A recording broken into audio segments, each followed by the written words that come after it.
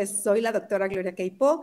Estoy muy contenta de poder acompañarlos desde aquí, desde España, y gracias por la invitación. Y como tengo poco tiempo, pues me voy a arrancar y les voy a platicar un poco cómo trabajamos aquí la parte genética médica y qué es lo que hacemos y cómo nosotros vemos y visualizamos la genética en el diagnóstico oportuno y manejo del síndrome de Prader-Willi en nuestros niños aquí en México. Bueno, no hay más que decir que acabamos de pasar hace un mes, el 30 de mayo, que es el día, ¿no?, de concientizar, y creo que es el motivo por el cual estamos aquí, a todas nuestras familias, a toda nuestra comunidad médica y a toda nuestra comunidad del síndrome, pues, de Prader-Willi. Y el síndrome de Prader-Willi, aunque genéticamente no tiene esa prevalencia que se desea en los libros de enfermedades raras, pues es una enfermedad rara. En nuestro país estamos pugnando para que esté considerada dentro del grupo de enfermedades raras que contempla el sistema de salud. Y si algo podemos decir es que estas enfermedades tienen un común denominador, ¿no? Y es que todas ellas, al ser reconocidas, al hacer conciencia, abren la posibilidad de brindar más y mejor calidad de vida a los niños y, por supuesto, a las familias. Todas estas tienen un antes y un después una vez que logramos el diagnóstico. Y lo que sí sabemos es que entre más oportuno, más exitoso. Y el objetivo, pues evidentemente, es contar con diagnósticos, acceso a tratamiento y, por supuesto, más investigación. Y los que estamos aquí presentes, tanto ustedes escuchando este simposium como nosotros, los médicos, todo el personal sanitario que estamos trabajando aquí con ustedes este día, pues tenemos la obligación de tener cada día enfermedades genéticas más exitosas. Y la realidad es que el síndrome de Prader-Willi, la parte amable, es que es una de estas enfermedades que pueden llegar a ser genéticamente muy exitosas. Ya sabemos que es la principal causa de obesidad de origen 100% genético, hablando de obesidad. Y creo que han sucedido dos cosas muy relevantes en los últimos 15 años, que es el tiempo que nosotros llevamos trabajando aproximadamente con estos pequeños, y es que el diagnóstico molecular de la enfermedad, independientemente de su origen genético, que ahorita vamos a ver, se convirtió en una herramienta al alcance de quien la necesitara. Creo que ahorita no hay un solo lugar en donde no tengamos de alguna u otra manera acceso a hacer diagnóstico molecular. Se entiende ya que es un diagnóstico oportuno, y otra cosa que es importante es que la FDA, que es como un referente, ¿no?, un referente mundial, pues tenemos la EMA aquí en Europa, aprobó el uso de la hormona de crecimiento temprano en estos niños. Por ser, tanto se ha discutido, pero pues ahora ya está reconocido que son deficientes de hormona de crecimiento. Y creo que cuando nosotros volteamos a ver a nuestras asociaciones o a nuestros grupos, todavía nuestros niños grandes, bueno, ya no son niños, ya son adultos, todos nuestros adultos continúan pues con esta historia natural tan clara de síndrome de Prader-Willi. Y esto se ha ido modificando con el tiempo y hemos llegado que con todas estas intervenciones, diagnósticos oportunos, aplicación de su tratamiento y toda, digo, la hormona de crecimiento ayuda muchísimo, pero ahorita ya sabemos que este trabajo multidisciplinario de todos los grupos que nos reunimos y acompañamos a nuestros niños, pues nos permiten cada vez ver más estos fenotipos, ¿no? Estos fenotipos que por supuesto tienen que librar un montón de retos médicos y emocionales, pero en otro contexto, en otro escalón. El síndrome de Prader-Willi, algo que tenemos que ya sabemos, que es una alteración multisistémica, que esta alteración multisistémica se da por pérdida de un clúster. Clúster es una agrupación de genes, son aproximadamente 12 genes, que tienen una característica genética, genómica importante y que tienen impronta de origen paterno, es decir, en el cromosoma 15. Es decir, es importantísimo la presencia de los genes en el cromosoma paterno. ¿Por qué? Pues porque evidentemente, si no está el cromosoma paterno, hay enfermedad. Hay hipotonía, falla en el crecimiento, evidentemente con lo que batallamos. La hipotonía la batallamos terriblemente cuando son pequeños. La hiperfagia, la obesidad, alteraciones neurocognitivas, deficiencias hormonales múltiples, hormona de crecimiento, como es un problema hipotalámico, todas las hormonas hipotalámicas e hipofisiarias pueden verse afectadas. Como soy genetista, evidentemente tengo que ponerles mi ideograma del cromosoma 15, podemos ver la cantidad o el clúster de genes del que yo les hablaba, esta agrupación, y vean que es muy peculiar el cromosoma 15, y quiero que vean aquí que tenemos ahora sí, como decimos en México, de chile, de atole y de manteca, que es decir, un poco de todo, ¿no? Tenemos aquellos que se expresan del padre, aquellos que se expresan de la madre, aquellos que tienen una expresión dual e incluso aquellos que no sabemos muy bien todavía cuál es el origen de la expresión. Tenemos 3 puntos de ruptura, por lo tanto vamos a tener de lesiones o pérdidas de esta información cuando se trate de una de lesión, pues de diferente tipo. Antes, la realidad es que muchas veces decimos, bueno, pues ya con saber que es Prader-Willi vamos con el tratamiento. Ahora hemos visto con la información que hay, pues que conocer el tipo de lesión que tiene nuestro chiquito nos va a permitir poder prever un poco las complicaciones que se pueden tener a lo largo del tiempo. ¿Por qué? Pues porque ahora nuestros niños están teniendo una expectativa y una esperanza de vida distinta, ¿no? Una esperanza de vida cada vez de más años. Entonces, el saber este tipo de información, yo siempre digo que a veces como que decimos, bueno, pues ya sabemos que tiene el síndrome, ya sabemos que tiene una lesión tipo 1 o tipo 2, y luego, ¿qué, doctora? Que me lo dicen los papás todo el tiempo. Pues, ¿cómo que luego qué? O sea, de acuerdo a la información genética que esté afectada, nosotros podemos saber aquellos niños que pueden tener más alteraciones, por ejemplo, psiquiátricas en edad adulta, tenemos muchas complicaciones que se pueden dar en tiempos posteriores, pues de alguna forma nosotros podemos saber que son más susceptibles al carecer de esta información. La hipotonía, evidentemente, pues es como el dato estrella, ¿no? El dato cardinal en esta enfermedad, y vemos pues estos chiquitos francamente hipotónicos central, que se tienen que alimentar muchas veces por sonda, niños que les ha costado muchísimo trabajo esta hipotonía, el desarrollo, y bueno, finalmente llegamos a los fenotipos como muy, muy clásicos. Y aquí me voy a hacer un paréntesis y les voy a mostrar un trabajo que nosotros hicimos ya hace algunos años, pero creo que queda muy claro de cómo tenemos cada vez que hacer trabajo multidisciplinario. Creo que los que estamos aquí, todos los profesionales de la salud, no tenemos menor duda, pero creo que este trabajo nos lo va a dejar claro. Y hace algunos años nosotros tomamos 30 pacientes consecutivos de niños menores de 2 años, enviados por un servicio de neuropediatría, ojo, de una clínica de lo que en México se llama de tercer nivel, de alta especialidad, que era el Hospital Infantil de México. Y lo que le dijimos al neuropediatra, dijo, todos estos niños que tú consideres que tienen hipotonía central, mándamelos. Y los reevaluamos por genética. De entrada, cuando los evaluamos evidentemente con el ojo, con el matiz genético, pues vemos esto, ¿no? Que de este número de niños que nos dijeron, tome doctora, ahí le van estos chiquitos, todos tienen hipotonía central, vimos que muchos de ellos pues no tenían los criterios de hipotonía central, ¿no? Aquí eliminamos de nuestro estudio 7 niños, pues porque no cumplían con los criterios. De estos 23 pacientes restantes, la evaluación clínica y genética, así a simple ojo, pues diagnosticó sin mayor estudio 2 hidrocefalias recesivas ligadas al X, una craniosynostosis y una atrofia muscular espinal, pues, que es un diagnóstico que se piensa que hay vamos, ni siquiera es central. Y de estos nos quedaron 19 niños que cumplían los criterios de hipotonía central. De estos 19 niños, el 40% tenían diagnóstico de Prader-Willi, y este número no se ha movido a lo largo del tiempo. Este número nos dice que el 40% de los niños con hipotonía central neonatal tienen síndrome de Prader-Willi. 2 chiquitos encontramos, uno con síndrome de Rett, aquí le pongo una mutación deleteria, y encontramos otro síndrome, que es un síndrome genético de sobrecrecimiento, que es un síndrome de Sotos.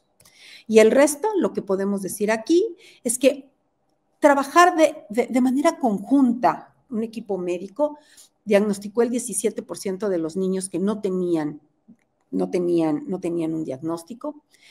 Se realizó diagnóstico de enfermedad genética en el 61%, es decir, conforme más vamos trabajando de la mano, más diagnósticos vamos nosotros vamos realizando.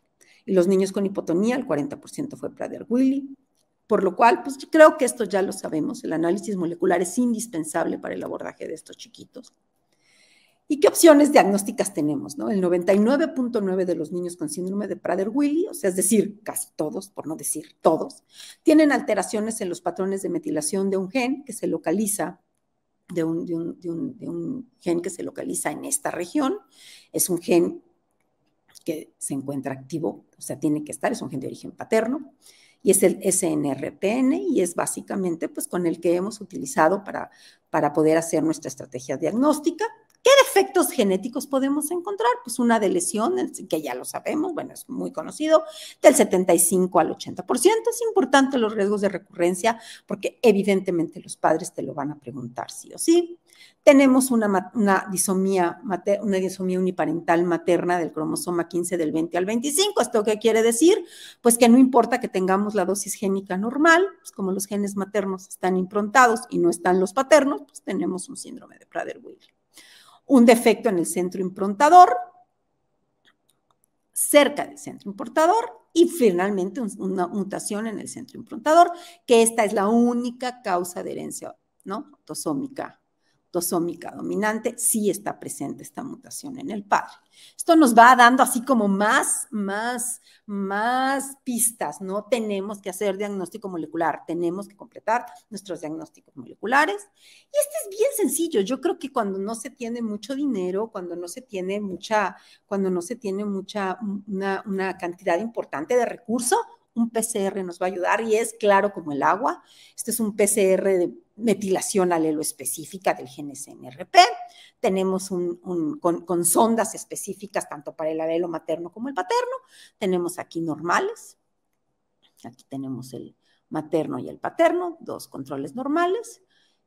Tenemos la contraparte del síndrome de Prader-Willi, que es cuando nos falta el origen materno, que es el síndrome de Angelman, que si se fijan no tenemos materno, pero sí tenemos paterno, y nuestro síndrome de Prader-Willi, en donde pues tenemos materno, no nos sirve el materno, porque lo que nosotros queremos es la información en el padre, y al no tenerla. Con este estudio así de sencillo detectamos el 99.9% de estos pacientes. Y después, pues, ¿qué pasa, no? ¿Qué tipo de alteración o qué tipo de defecto genético se ocasionó en ese cromosoma 15? A mí particularmente yo era así como una fan del PCR en tiempo real. De hecho, publicamos varios artículos, bueno, un par de artículos con PCR, que se ve súper bonito. Digo, no me lo van a dejar mentir, no necesitamos ser biólogos moleculares. Podemos ver aquí nuestro control, podemos ver aquí el alelo paterno y el alelo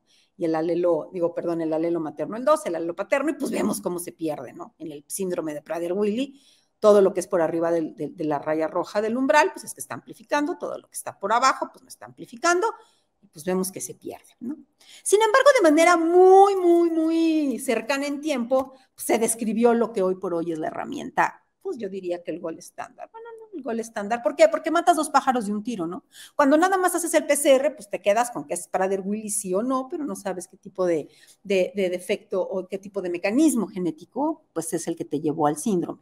Y el MLPA te dice si es Prader-Willi y además te dice si es de lesión.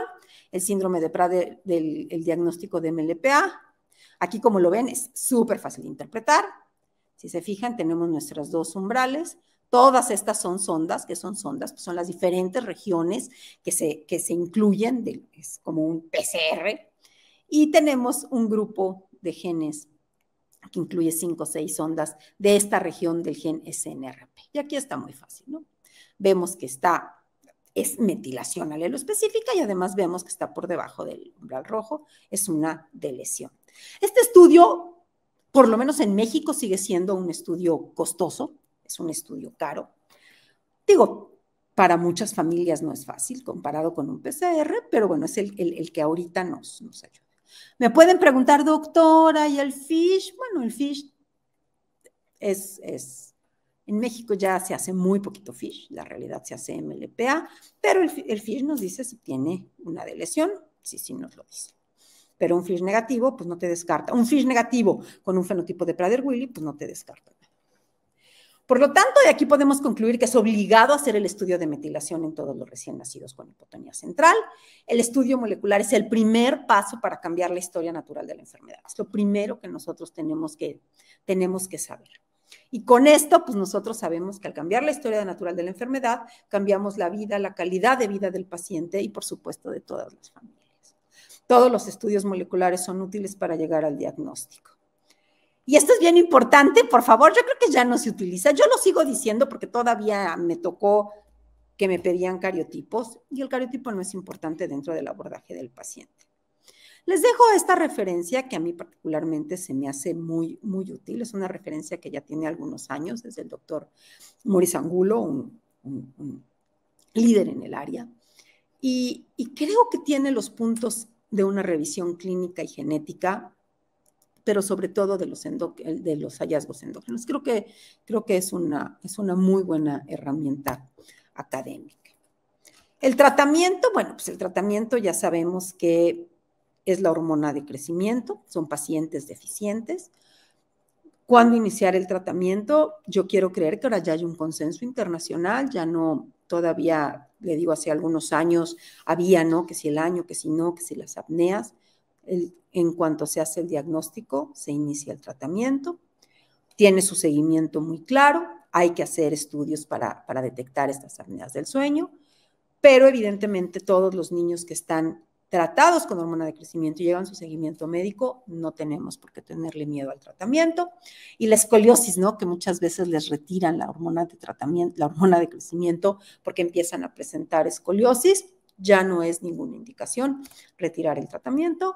Esta es una dosis de inicio, la realidad es que es un esquema bastante estándar, es el seguimiento que se le da, siempre evidentemente con su edad ósea, con su IGF-1, y creo que este tema lo van a ver hasta el cansancio o lo están viendo hasta el cansancio a lo largo de estos días. Nuevamente, la escoliosis es una característica muy presente en el síndrome de Prader-Willi, no es indicativo de retirar el tratamiento.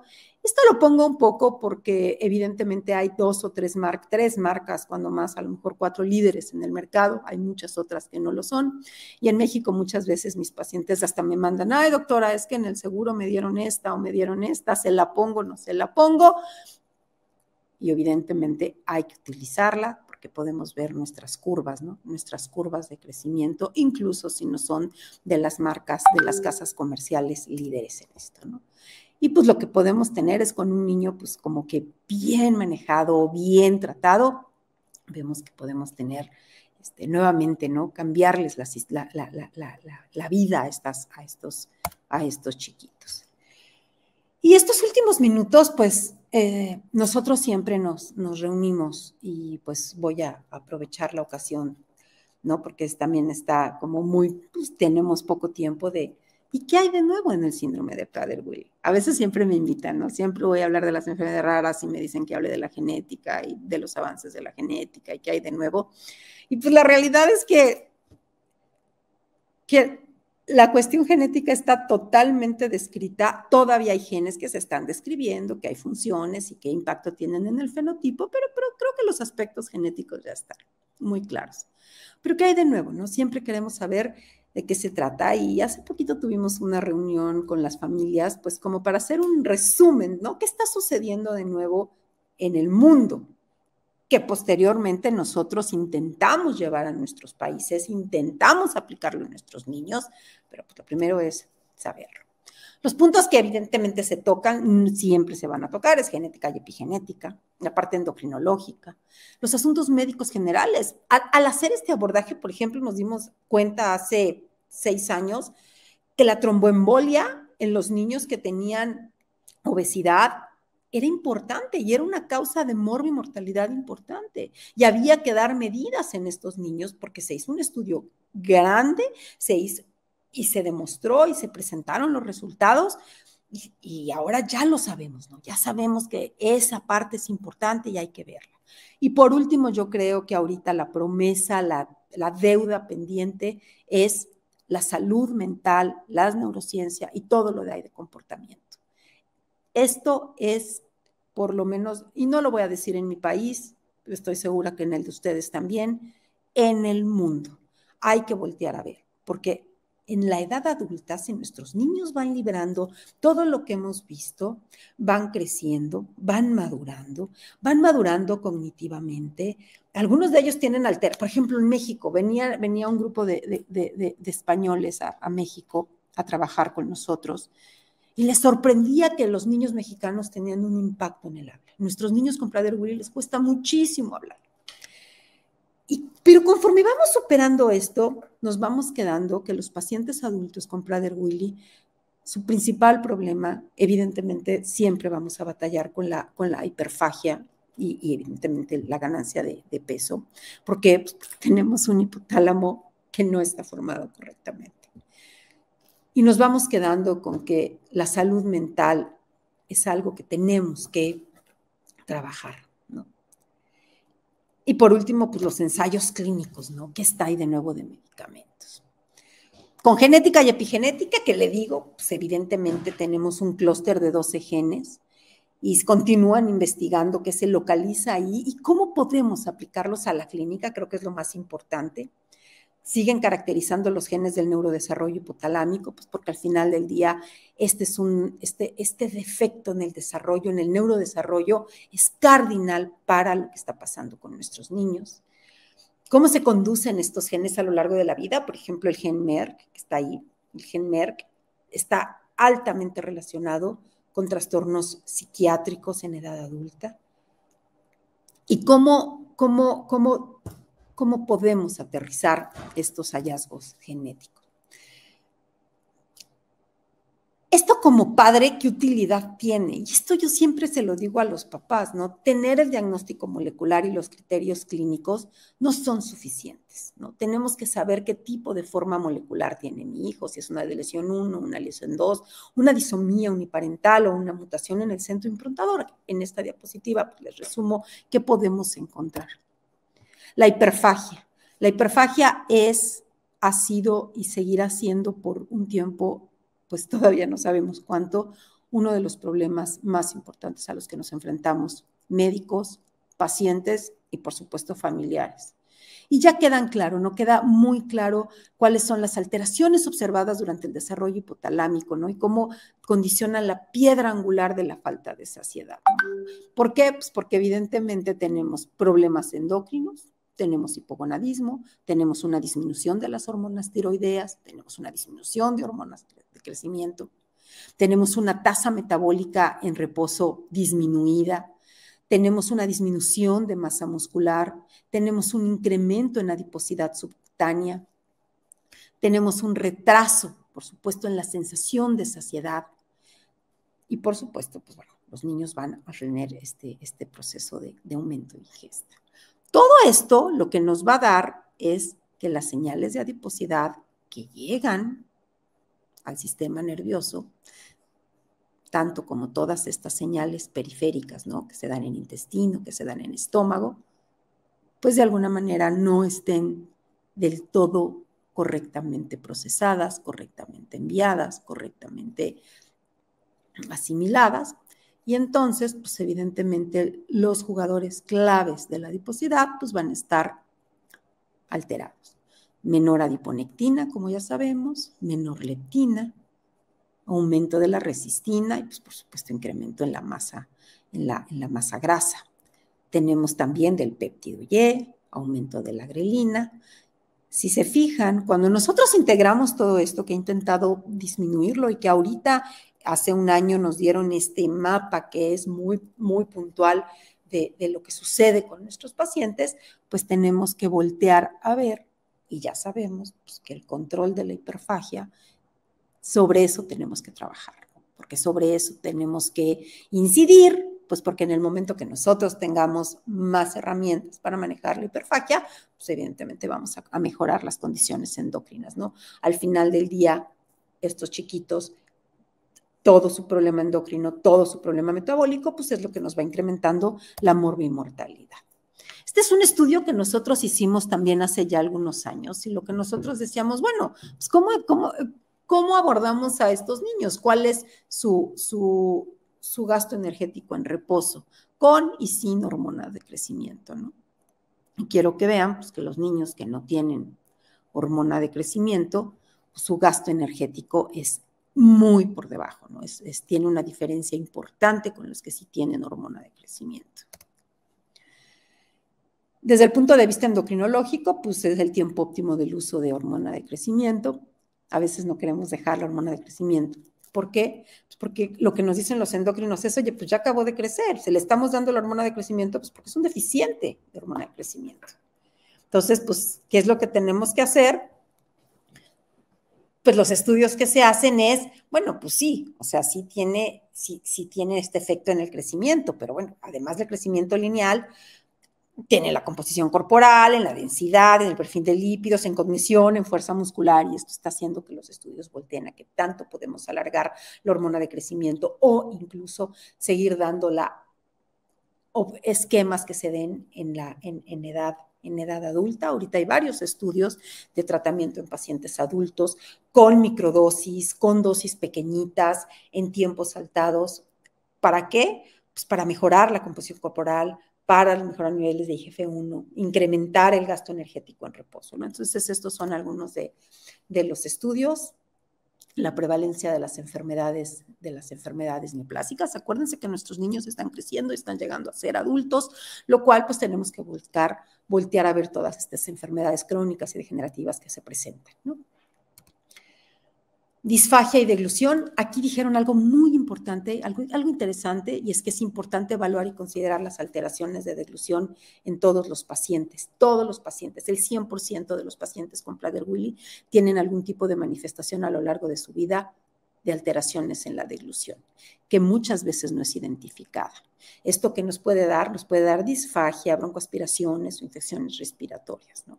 Entonces es importante considerarlo y es importante estudiar si los niños están tragando correctamente, deglutiendo correctamente y por supuesto la salud mental, ¿no? La salud mental, esta parte que es muy amigdalina, ¿no? De la impulsividad, de la agresión, la destrucción, conductas obsesivas, repetitivas, esta forma de autolesión, de skin picking, su rigidez cognitiva, todos estos tantrums van incrementando con la edad, por lo cual hay que empezar a hacer estrategias, porque al final se quedan los padres batallando totalmente con todas estas características que son muy desgastantes tanto para el paciente como para la familia, ¿no?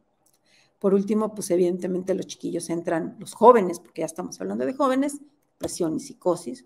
Y aquí es interesante porque estos son algunos de los títulos de los trabajos que se presentaron con respecto a la salud mental, ¿no? Se fijan, ¿no? Los alemanes están viendo cuál es el estatus de la salud mental en la población con síndrome de Prader-Willi, cómo podemos hacer la fenomenología y cuál es el manejo de la autolesión, que realmente nos habla de una conducta obsesiva y de una conducta de altamente ansiosa, cómo están entrando en juego las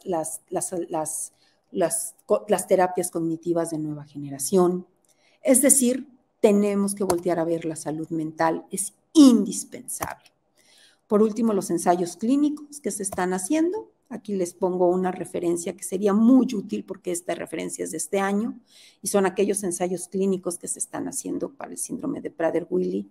Y aquí está todo lo que se está haciendo para, bueno, la oxitocina que ya muchos sitios se está usando para la hiperfagia, ¿no? Todos tienen el famoso Ozempic, que ahorita tiene mucha boga en el mundo, se utiliza bastante, tanto para problemas metabólicos, resistencia a la insulina, diabetes, por supuesto su principal efecto colateral, por así llamarlo, la pérdida de peso. Es decir, se están haciendo muchas cosas, tenemos que seguir trabajando con nuestros niños con Prader-Willi, tenemos que seguir reuniéndonos, tenemos que seguir intercambiando, tenemos que seguir hablando, tenemos que seguir reconociéndonos qué es lo que podemos. Y decir, no, nuestro destino no es nuestro DNA, también nosotros podemos incidir, todos somos genes y ambiente y todos tenemos capacidades para mover tanto a los genes, incidir en los genes, tanto incidir en el ambiente. Esto es un poco de las actividades del grupo con el que tengo el honor de trabajar en México, con la Fundación María José, el doctor Moris Angulo, vino el grupo español, nuestro fisioterapeuta que es experto, se ha vuelto expertazo en Prader-Willi. Y pues la realidad, yo creo que todo esto no hace otra cosa más que generar nuevas estrategias y transformar la salud de nuestros niños. Y de verdad ha sido un gusto estar con ustedes. Muchísimas, muchísimas gracias y espero pues que nos veamos en otra ocasión y que sigamos intercambiando y que sigamos mejorando. Muchísimas gracias.